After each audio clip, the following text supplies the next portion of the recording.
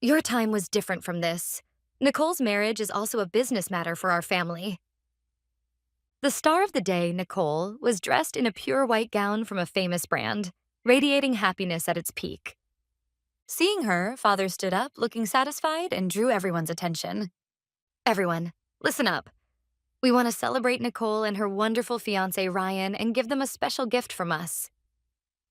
Mother casually brought out a beautifully decorated wooden box. Nicole, congratulations on your marriage. As our family's pride, we are giving you our villa in Hawaii. A huge cheer and applause erupted, and Nicole, with tears in her eyes, hugged Mother. Father took a heavy key from the box and placed it in Nicole's hand.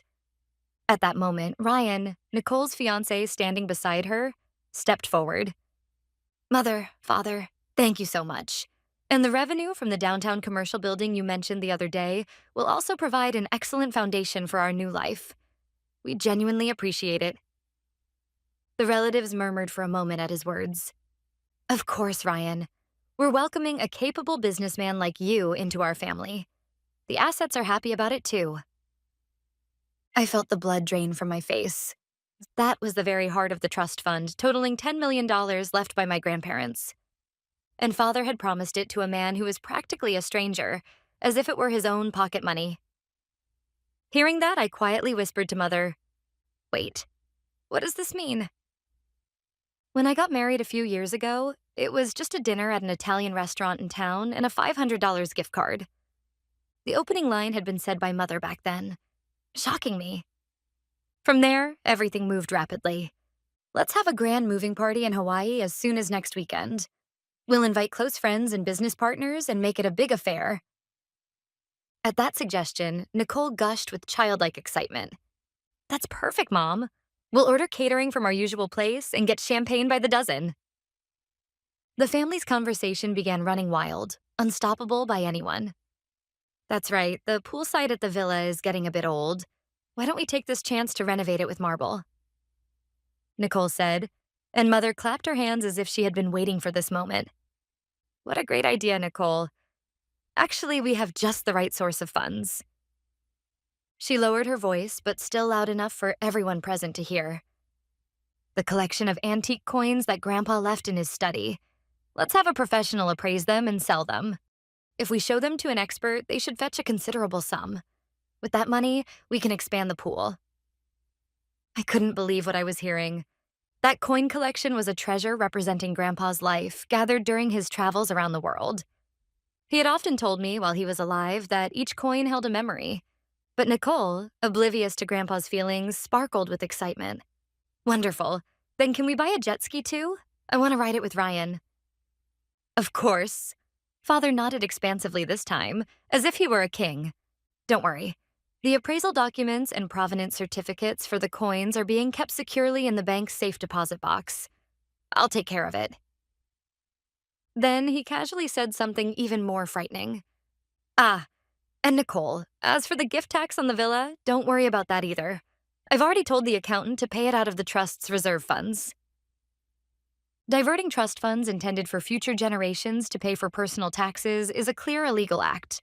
They saw the assets Grandpa left for future generations only as a convenient wallet to satisfy their own desires. I just silently listened as the family's reckless plan was spoken of, as if it were already a fait accompli. I recalled word for word the certified mail I had sent to Father 3 months ago. It stated that the real estate portfolio, worth a total of $10 million, including the Hawaii villa, would be fully transferred to me on my 30th birthday under the trust. It was a highly procedural and legally binding document prepared by my attorney. Father, having received this letter directly from the postman, barged into my home that night in a rage. Kelly, is this some kind of joke? What do you mean by hiring a lawyer against your own father? When I calmly said, this is a legal process, don't get emotional, Father became even more furious. I don't want to hear any lectures from you. Then, ignoring my attempts to stop him, he tore the envelope containing that important certified mail to shreds right in front of me and threw it into the fireplace. Do you understand now? Your silly fantasies mean nothing to me. I was the only one in the family who was enjoying the party, who knew that it was my 30th birthday. While Nicole and Ryan were talking dreamily about their life in the new vacation home, I was quietly staring at the screen of my smartphone under the table. The moment the digital clock changed from 11:59 to 12 o'clock, the first to react was my smartphone. The sender was the law firm acting as the trust administrator. Important or official notice, notification of the completion of formal transfer of trust management rights. Almost at the same time I opened that email, Father's smartphone began to vibrate in his pocket. As I glanced at his face while he looked at the screen, I could see the color drain from it instantly. The email he received was also from the law firm. Important official notice regarding change of trust administrator. That brief sentence ruthlessly informed him that all his authority had been stripped away. What? Is this? Is this some kind of mistake? Father muttered in disbelief. Just a few seconds later, Mother's smartphone on the table began to chime with a notification. Displayed on it was an automatic alert from the real estate management company in Hawaii. Notice of security system update. The access codes for your Hawaii villa have been automatically updated as of noon today due to a change in the master administrator. The old codes are now invalid. After reading that sentence, Mother's cheerful smile completely disappeared. Honey, what does this mean? The code of the villa has changed on its own? He just alternated staring at his smartphone screen and my face, as if he were looking at something incredulous. Mother's anxious voice stopped the cheerful buzz in the solarium. Father was pale and finally squeezed out his words. Kelly, is it your work? Explain what the hell you mean. I quietly got up from my chair and declared clearly so that everyone there could hear it. I will tell you today, at noon, I am the sole and rightful administrator of the $10 million trust bequeathed by my grandparents. After a moment of silence, the whole room was filled with a roar that seemed to be beyond comprehension. I can hear the whispers of my relatives. Mother approached me in a trembling voice. What are you talking about, Kelly? We gave that villa to Nicole. In response to that hysterical voice, I calmly replied, No, to be precise, Mom didn't have the authority to gift that asset in the first place. What? A villa in Hawaii, a commercial building downtown, and Grandpa's antique coin collection. All of them are my own. All of them are official trust assets listed in the trust agreement. I operated my smartphone and displayed on the screen the list of trust assets that the lawyer had sent me the other day. Then I held it up right in front of Mother. Please look at this list.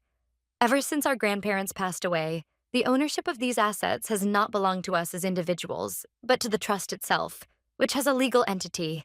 And today, all authority to manage this trust has been transferred to me. Mother was struck dumb when she saw the list of assets on the screen and the corporate name written below. Owner, Coastal Properties Trust. What she had believed she had given to her daughter as gifts were not actually hers. It seemed that this cruel reality had only just begun to register in Mother's understanding. My declaration completely froze the atmosphere in the room. The silence was broken by Nicole's fiancé, Ryan, who had been quietly observing the situation until now. He no longer wore the smile of a good-natured young man. With the sharp eyes of a businessman, he stared directly at me. Wait, Kelly, this is not what we agreed on. Earlier, your father promised to distribute the income from the downtown commercial building for our living expenses. What happens to that promise? His tone had long since abandoned any pretense of politeness. I turned to him and spoke firmly. That promise has no legal significance. As clearly stated in Article 12 of the Trust's rulebook, all income generated from the trust shall only be used for the maintenance and enhancement of the trust assets and may under no circumstances be distributed to any individual for personal gain. The confidence quickly drained from Ryan's face. I continued, in other words, the $500,000 in annual profits generated by that building will continue to be entirely accumulated in the trust. Not a single dollar will go to you or Nicole. Those words struck a fuse of anger in Nicole. That's a lie. You're just saying whatever you want. Nicole shouted, grabbed her smartphone, and slammed it down on the table. Just watch. I'll log into the security app for the villa and prove to you that it's still ours. She opened the app with practiced ease and typed in her password. But the next moment, a merciless red error message appeared on the screen. Access denied. User privileges unavailable. What? I can't get in. Why? I quietly told my panicking sister the truth. That's what I told you, Nicole. The administrator has changed. As of noon today, the security management of all trust assets, including the villa, has been transferred to me. All access rights have been reset, and issuing new access keys requires my formal approval and mine alone. She had been completely locked out of the place she thought of as her home. The reality finally seemed to shatter Nicole's mind. She slumped weakly in her chair, still clutching her smartphone. As she stood speechless in shock, my own phone quietly signaled an incoming call. Seeing the name displayed on the screen, I knew that this timing was no coincidence. I pressed the call button, switched to speakerphone, and answered the call. Is this Kelly? This is Thompson, the appraiser. Do you have a moment to talk right now?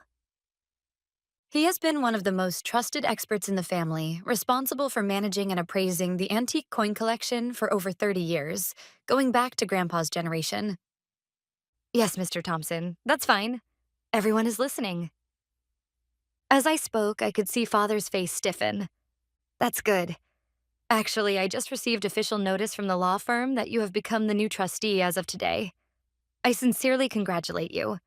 And honestly, this also finally lifts a weight off my shoulders. Hearing Thompson's words, the relatives exchanged glances. Excuse me, what do you mean? I asked, and Mr. Thompson continued with a sigh. To be honest, over the past few months, your father repeatedly pressured me to secretly sell part of the collection, and I was in a very difficult position. The room went icy cold at his words. Mother looked at Father in disbelief and asked, Honey?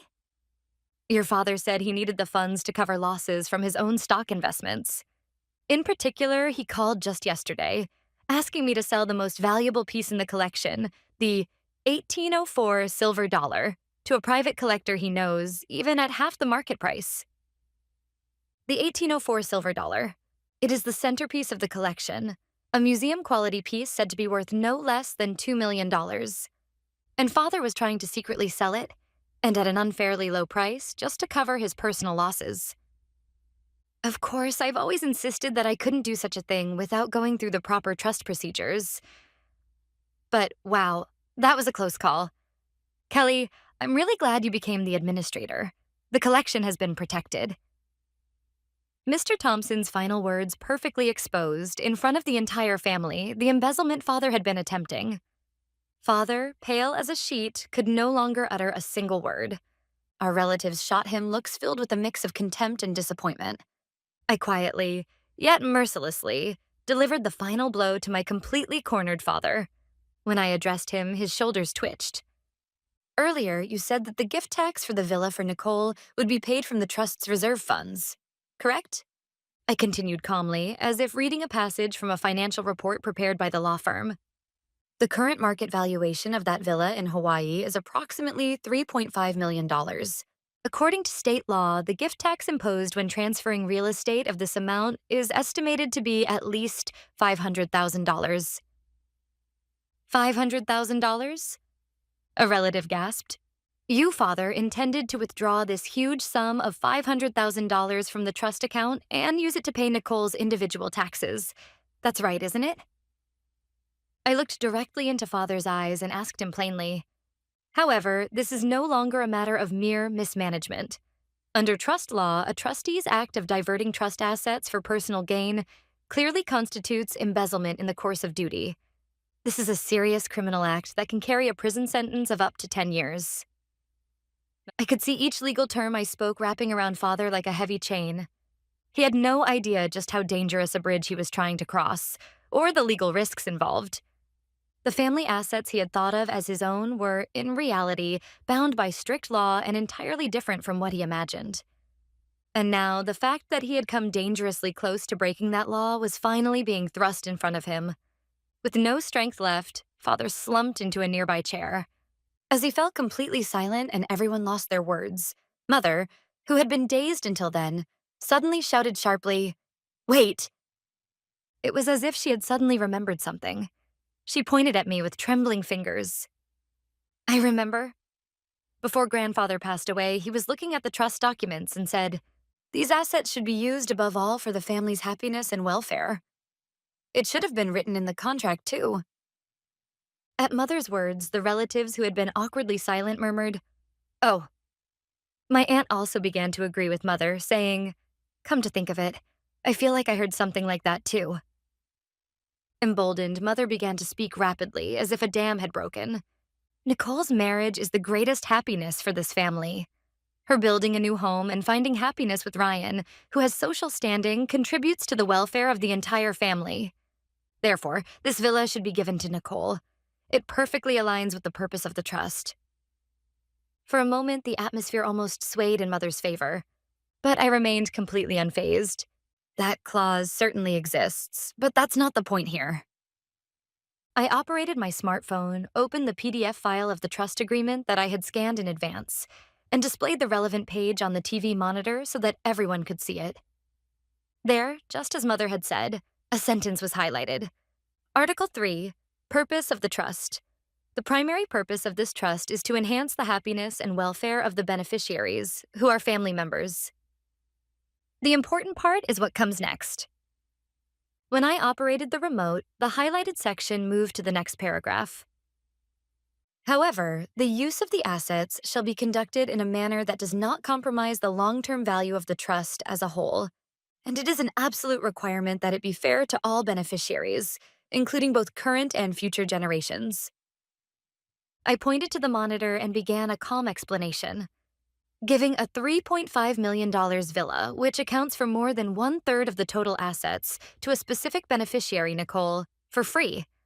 This is a serious injustice to the other beneficiaries, including myself and any children born in the future. This is a clear violation of the rules. I continued pressing the point. Furthermore, if the villa is gifted, we will permanently lose the annual rental income of about $80,000 that it could generate. This is an action that would obviously undermine the long-term value of the trust. That clause is an extremely important safeguard put in place to prevent situations like today, where assets are sold off based on emotional decisions. Faced with my perfect legal explanation, Mother murmured helplessly, "No, that can't be," and collapsed on the spot. It was the moment when the last glimmer of hope was completely cut off by unassailable logic. As Father remained completely silent and the sunroom filled with a heavy atmosphere, Nicole's fiancé, Ryan, stood up, his face contorted with anger. He had now stopped acting like a member of this family and confronted Nicole, exposing his hostility openly. "Nicole, what on earth is going on? This isn't what we talked about," Nicole sobbed, answering in a faint, trembling voice. I didn't know it would turn out like this." "Didn't know doesn't cut it. Your father promised me a stable income from a commercial building. And that Hawaiian villa, it's not just any house. If I put that up as collateral, I could have secured loans worth millions of dollars for new business investments." What came out of Ryan's mouth wasn't words of love, but cold financial calculation. No expected income, no collateral value. And on top of that, your father is practically a criminal. Marrying into this family would be nothing but a stain on my career. Ryan handed Nicole an ultimatum. "I'm sorry, but I need to reconsider this marriage. No, let's call it off entirely." After saying that, he walked briskly out of the sunroom, not sparing anyone another glance. Nicole crumpled to the floor, covering her face, overwhelmed with the ultimate humiliation, having her fiancé break off the engagement in front of her family for money. Seeing her daughter in such a pitiful state, Mother finally snapped, approaching me with a crazed expression. "This is all your fault. You schemed all of this, didn't you?" She grabbed my arm and shouted hysterically, "How could you do something so cruel? You ruined my daughter's happy marriage out of your jealousy. You devil!" Her furious voice echoed through the room. "Because of you, Nicole's life is completely ruined." I quietly shook off Mother's hand as she grabbed my arm. Then I looked straight into her tear-filled eyes and, with just one word, told her the truth. "It wasn't me who messed up Nicole's life. It's your own responsibility, Nicole, for choosing a man who can only judge things by money." At those words, Mother gasped and stood frozen. Holding Nicole, who was sobbing after being abandoned by her fiancé, Mother seemed unwilling to give up, shouting as if entrusting her last hope. "What about the moving party next week? I've already sent invitations to close friends and executives at Ryan's company. We can't cancel it now." If only that party could happen, maybe something could still be salvaged. Her desperation was evident. "The party is canceled." At my concise words, Mother looked entirely unbelieving. "Why? How am I supposed to explain this to the guests? Explain it however you like, but physically holding the party is impossible. I explained the reason calmly, yet clearly enough for anyone to understand. First of all, the house we're moving to isn't Nicole's, so it's obvious, isn't it? That single statement became the final stake, signaling the end of all plans. The house we were supposed to give as a gift belongs to neither me nor Nicole, so she can't move out. It was a logic so simple and cruel that there was no room for argument. It seemed I no longer even had the energy to refute it. The relatives, witnessing this devastating collapse of the family, stood frozen, unsure of what to do.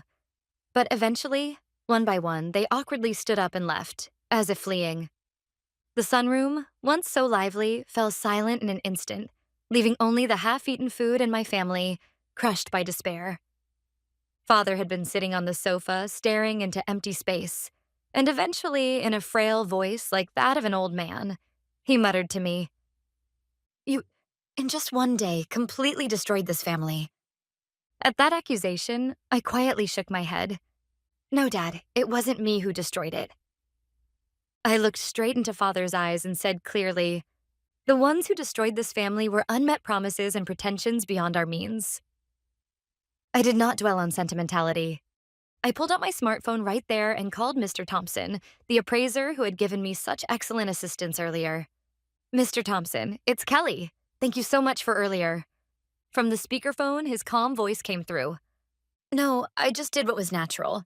So, is there anything else I can do for you?" "Yes. As the official trustee, your first task is to begin an immediate assessment of the current state of the antique coin collection. Then conduct an urgent audit to ensure that all assets are properly secured, starting as soon as tomorrow. The costs will be covered by the trust." "Understood. I'll assemble a team right away. I think the collection has been waiting for a trustee like you, someone who can make quick and accurate decisions." I felt a slight sense of relief at Mr. Thompson's strong words. After hanging up, I began drafting a detailed email to our legal advisor. Urgent task request following trustee transition. In the body of the email, I listed, in bullet points and without any emotional language, only the objective facts of what had occurred at this morning's brunch. I concluded the email with the following. Based on the facts outlined above, please initiate a formal investigation involving an external accounting firm into the potential past misappropriation of assets by the former trustee, my father. Additionally, please send a notice to Ryan, Nicole's former fiancé, requiring him to sign a legally binding memorandum affirming that he will make no claims whatsoever to the trust assets in the future. The moment I hit send, I felt something change within me. I was now the sole trustee, responsible for protecting, nurturing, and connecting $10 million in assets to the future. The weight of that responsibility, rather than crushing me, made me stronger. With my head bowed, father and tearful mother and sister beside me, I quietly stepped into a new life. Several months had passed since that turbulent brunch. With the help of appraiser Mr. Thompson and the legal advisory team, I had begun to fully settle into my role as trustee. Our Hawaii villa, after undergoing strict screening, was leased long-term to an executive of an IT company, providing steady rental income to the trust. The commercial building downtown also benefited greatly from the tenant review I spearheaded, and its revenue has increased by more than 15% compared to when Father managed it. The results of the investigation we commissioned a lawyer to conduct into Father's past asset management were shocking. Evidence kept surfacing that showed Father repeatedly attempted to divert trust funds, not only for the coin sale attempt testified to by Mr. Thompson. However, also in the past, to cover his own business shortfalls or compensate for losses in stock investments. Fortunately, each time the cautious accountants at the trust management office prevented him from doing so. But it became clear to everyone that Father was unfit to be in charge. I hear that my sister Nicole completely broke off her engagement with Ryan afterwards, and due to the significant mental shock, stayed cooped up at home for a while. Mother continues taking care of Nicole, but she seems to have been telling relatives that I am the ruthless daughter who broke up the family. Since that day, my relationship with Mother and Nicole has been completely severed. Father was confronted with the investigation report by the lawyer and, unable to argue back, signed documents formally relinquishing all authority over the trust. Now, he has completely lost his drive and lives almost like a recluse, spending his days tending to his garden. Occasionally, I reread the letters that Grandma entrusted to me alone. One of them said, "To Kelly, this responsibility will sometimes make you feel lonely. You may be criticized by your family, but do not forget. You are an important guardian of our dreams and future. We always trust your judgment. What has been lost may be great. However, I am honoring my grandparents' wishes and fulfilling the responsibilities entrusted to me. That fact, above all, keeps my heart strong. I am no longer someone who watches others' expressions. From now on, I will resolutely continue on my own path of protecting the family's assets and passing them on to the future.